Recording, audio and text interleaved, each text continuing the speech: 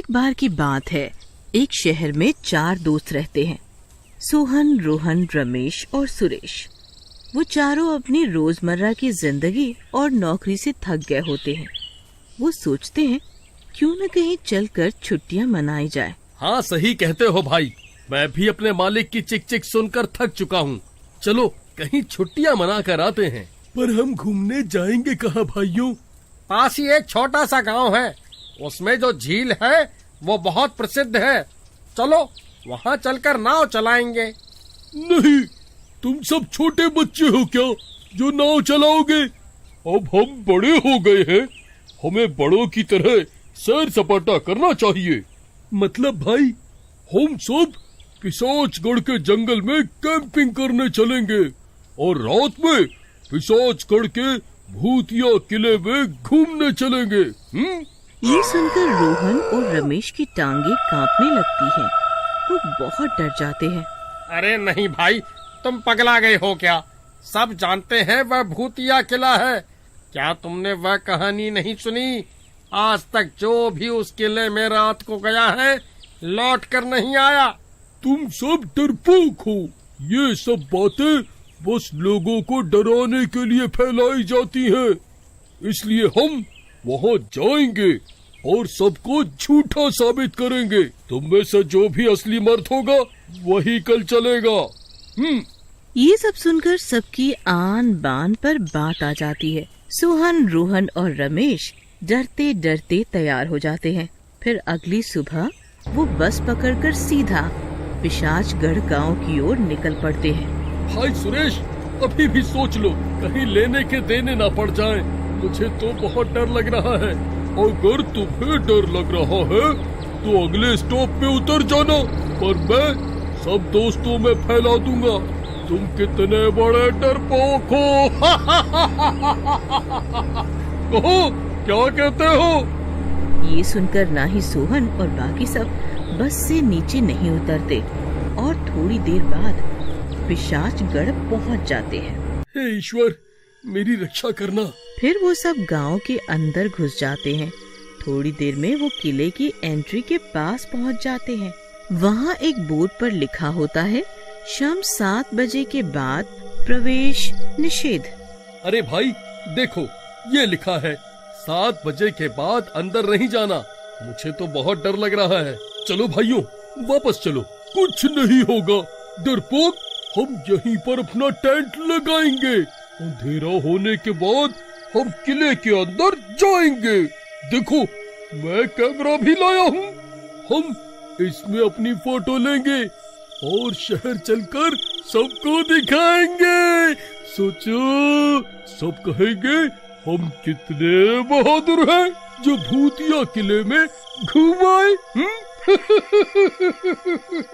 उनकी ये सब बातें पेड़ पर बैठी एक चुड़ैल सुन रही होती है।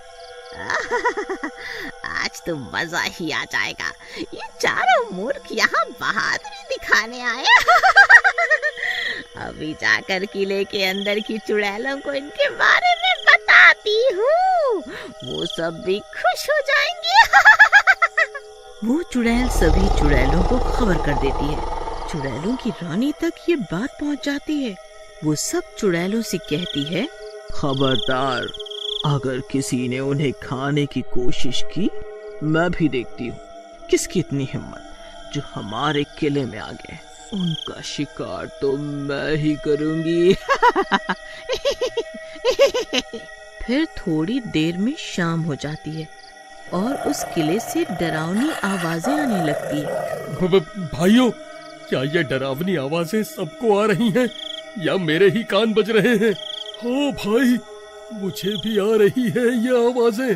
चलो भाग चलते हैं, आज हम जिंदा नहीं बचने वाले। और कुछ नहीं होगा, ये आवाजें जानवरों की है जो इस किले में रात में घुस आते हैं। भाई सुरेश, क्या तुम्हें जानवर और भूतिया आवाजों में फर्क समझ नहीं आता? ये सभी आवाजें भूतिया हैं। आज तो हम पक्का मरेंगे। चलो यहाँ से चलते हैं। हो भाग जाओ। क्या तुमने सुना नहीं है, इस जंगल में कितने शेर और अन्य भयानक जानवर रहते हैं? वो तो तुम्हें अपना भोजन जरूर बना लेंगे। जाओ जाओ डरपोको। ये सुनकर उन तीनों के पसीने निकलने लगते हैं। थोड़ी देर बाद सुरेश कहता है, चलो अब 9 बज गए, अब हम इस किले के अंदर चलेंगे और कुछ फोटो इस किले के अंदर लेंगे। सब कितना बहादुर समझेंगे हमें। मैं तो बहुत एक्साइटेड हूँ। वो तीनों डरते डरते अंदर जाने के लिए तैयार हो जाते हैं। फिर अंदर जाते ही जैसे वो किले का दरवाजा खोलते हैं, बहुत सारे चमगादड़ उड़ते हुए बाहर निकलते हैं। रोहन इतना डर जाता है कि सुरेश के कंधे के ऊपर चढ़ के बैठ जाता है। मेरे ऊपर से उतर, मुझे दबा कर मारेगा क्या? रोहन बिल्कुल सहम जाता है। थोड़ी देर में वो खुद को संभालता है, फिर सुरेश के ऊपर से नीचे उतरता है। फिर वो सब किले में घुस जाते हैं। वहाँ से किसी के रोने की आवाजें आने लगती हैं। कोई तेज तेज रो रही होती है। धीरे धीरे अन्य की भी आवाजें आने लगती हैं। फिर वहाँ से पायल की आवाज आने लगती है, जैसे कोई नाच रहा हो। अब सुरेश को भी डर लगने लगता है। भाइयों, मुझे लगता है हमें बाहर चलना चाहिए। हम जल्दी से एक फोटो खींचते हैं और बाहर चलते हैं। मैं तो पहले ही कहता था, यहाँ आना खतरे से खाली नहीं है। हे ईश्वर, हमें बचाओ। भाई तू ही अपनी फोटो खींच ले, हमें नहीं खिंचवानी। ठीक है, मेरी ही खींच दो। जैसे ही वो कैमरे में फोटो देखते हैं, उनके होश उड़ जाते हैं। फोटो में सुरेश के पीछे भूतों की रानी की फोटो आ गई होती है। उसको देखकर वो चारों कांपने लगते हैं और किले के दरवाजे की ओर भागते हैं बाहर निकलने के लिए। पर जैसे ही वो किले के दरवाजे के पास पहुंचते हैं, वो खुद ब खुद बंद हो जाता है। लो, मैं कहता था ना, हमें अंदर नहीं आना चाहिए।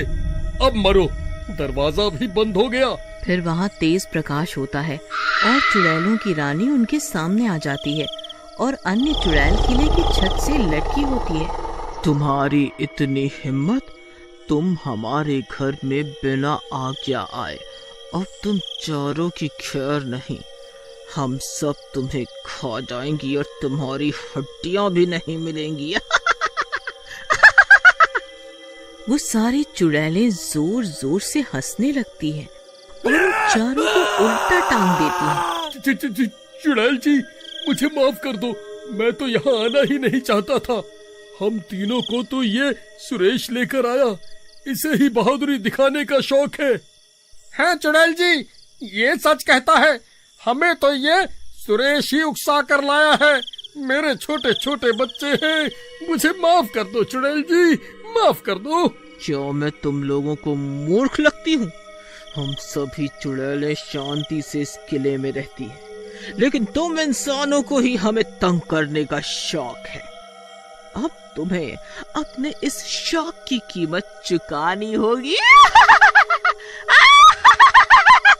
फिर वो चुड़ैल जो पेड़ पर बैठी थी, रानी चुड़ैल को बताती है कि ये तीनों सच कह रहे हैं। इन तीनों को ये सुरेश ही लाया है। अच्छा, तो ये ही है असली गुनाहगार। चुड़ैलों, इन तीनों को छोड़ दो और इस सुरेश को अपने साथ ले चलो। नहीं नहीं चुड़ैल जी, मुझे माफ कर दो। आज के बाद मैं ऐसी गलती कभी नहीं करूँगा। नहीं, कोई माफी नहीं मिलेगी। हाँ, अगर तुझे अपनी जान बचानी है तो अपने किसी दोस्त को हमारा भोजन बनने के लिए राजी करना होगा। सुरेश सबसे विनती करता है, पर कोई नहीं मानता। भाई सुरेश, हम तो तुझे पहले ही मना कर रहे थे। अब तेरे किए की सजा तुझे ही भुगतनी होगी। फिर थोड़ी देर में किले का दरवाजा खुलता है और वो तीनों भाग जाते हैं। अरे भागो रे भागो, अपनी जान बचाकर भागो। सारी चुड़ैलें सुरेश को उड़ा ले जाती हैं